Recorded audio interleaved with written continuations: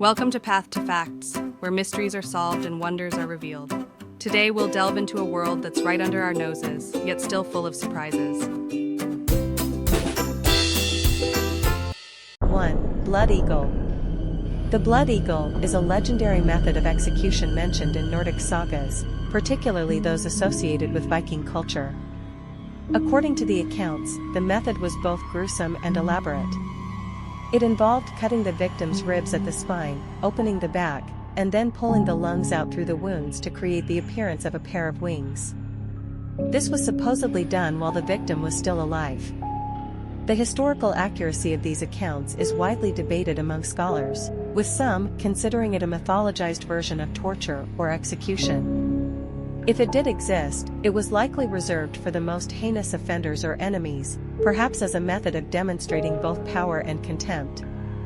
The very idea of the blood eagle has become embedded in the popular imagination of Viking cruelty and warfare. 2. Catherine Wheel. The Catherine Wheel, also known as the Breaking Wheel, was named after Saint Catherine of Alexandria, who, according to tradition, was condemned to die on a spiked wheel. The method was designed not only to kill, but to prolong the agony of the victim. The wheel itself resembled a large wagon wheel, with numerous radial spokes. The condemned man was tied to the wheel, and the executioner then systematically broke his limbs with an iron hammer or rod.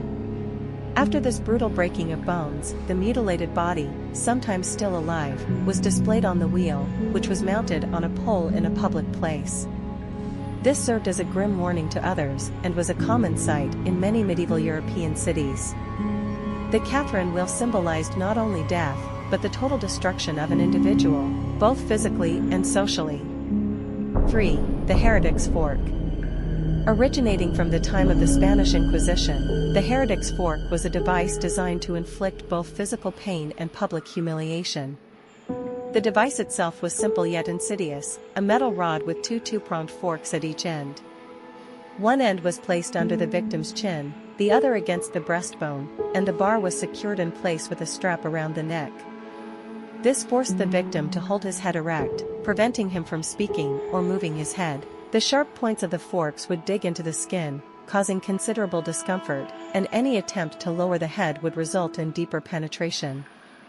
The Heretics Fork was often used on those accused of heresy, blasphemy, or lying as a means of punishment and coercion. It was part of the broader arsenal of psychological and physical torture used by the Inquisition to extract confessions and enforce religious orthodoxy. 4. Lead Sprinkler.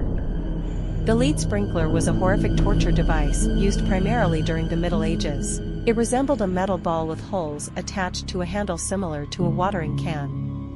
The ball would be filled with molten lead, tar, boiling oil, or boiling water. The torturer would then sprinkle the scalding liquid over the victim's body, causing intense, searing pain. This method was particularly insidious because it allowed the torturer to inflict severe burns and injuries in a controlled and prolonged manner. The lead sprinkler represents the medieval fascination with complex devices designed to inflict pain and the belief in physical punishment as a means of extracting confessions or punishing perceived sins. 5. Picoli. Picoli, a unique and bizarre form of capital punishment, was practiced in ancient Rome, particularly for the crime of parricide, killing one's parents. The condemned person was sewn into a leather sack with a variety of live animals, including a dog, a monkey, a snake, and a rooster, and then thrown into a river or the sea. The presence of the animals, each symbolizing different aspects of chaos and shame, was intended to increase the psychological torment of the victim. This method also symbolized the complete erasure of the individual from society, as they were literally removed from the human world and denied a proper burial. 6. Keel hauling. Practiced by various navies as a form of punishment, keel hauling was a particularly brutal method. The condemned sailor was tied to a rope that was looped under the ship. They were then thrown overboard and dragged under the ship. The hull of the ship, often covered with barnacles and other sharp marine growths, would horribly lacerate the body. The punishment combined the threats of drowning, suffocation, and serious bodily harm. Keel hauling was not only a punishment, but also a stern warning to other sailors of the consequences of disobedience or piracy. 7. Republican marriage. This term describes a macabre form of execution allegedly practiced during the Reign of Terror in the French Revolution. It involved tying a naked man and woman together and then drowning them. This method of execution was symbolic, representing the revolutionary ideal of equality in death. It was also a form of mockery, a twisted parody of the marital bond transformed into a shared death sentence. While reports of its use are not widespread, it remains a chilling example of the extremes of revolutionary fervor and the politicization of execution methods. 8. Spanish donkey. The Spanish donkey was a notorious torture device used throughout the Middle Ages.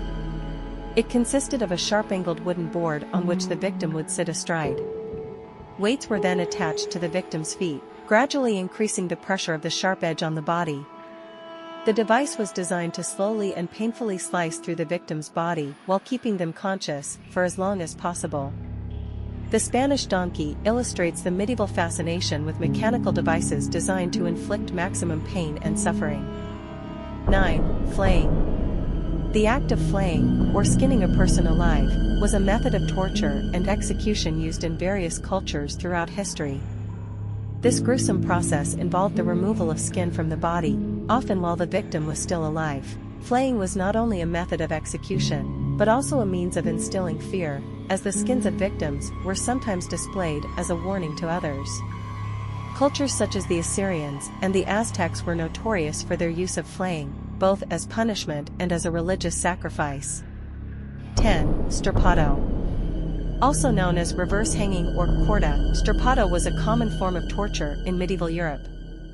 The victim's hands were tied behind his back and suspended by the wrists, often with weights added to the body. This placed immense strain on the shoulders, leading to dislocation and severe pain. The strappado was often used during the Inquisition to extract confessions. It was a preferred method because it caused considerable pain and suffering without leaving significant marks on the body, and so we have journeyed through some of the most horrific and harrowing methods of torture from ancient times. Each method, a dark testament to the depths of human cruelty and the extremes of punishment throughout history. But as we reflect on these grim practices, let's also consider the progress we've made toward a more humane and just world. These stories from the past serve not only as a reminder of the brutality of which human beings are capable, but also as a beacon to guide us toward greater empathy, understanding, and respect for human rights. As we move forward, let's remember the lessons of the past and ensure that such cruelty remains a closed chapter in the annals of history. Thank you for joining me on this journey of history. If you found this video enlightening, please like, share, and subscribe for more content.